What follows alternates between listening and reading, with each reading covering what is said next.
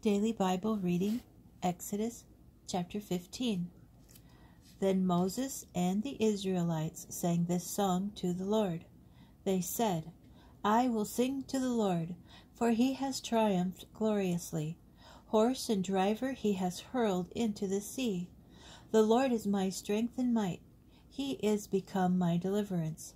This is my God, and I will enshrine him, the God of my father, and I will exalt him. The Lord, the warrior, Lord is his name.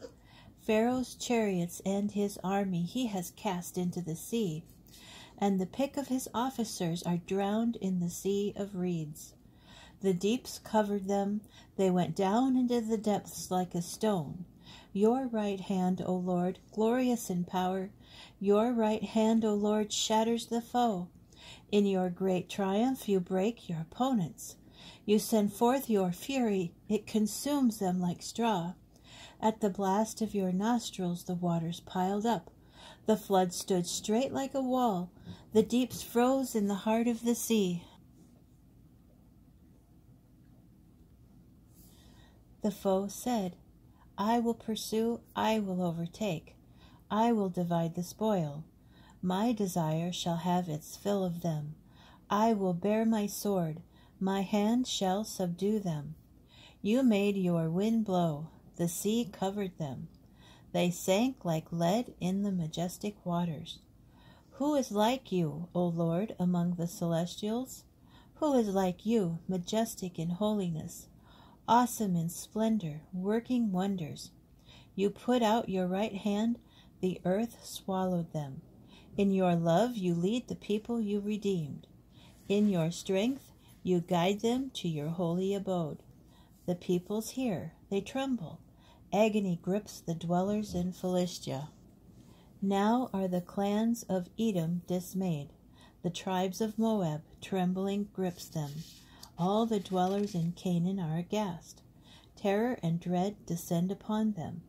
Through the might of your arm they are all still as stone. Till your people cross over, O Lord, till your people cross whom you have ransomed. You will bring them and plant them in your own mountain, the place you made to dwell in, O Lord, the sanctuary, O Lord, which your hands established. The Lord will reign forever and ever. For the horses of Pharaoh with his chariots and horsemen went into the sea, and the Lord turned back on them the waters of the sea. But the Israelites marched on dry ground in the midst of the sea.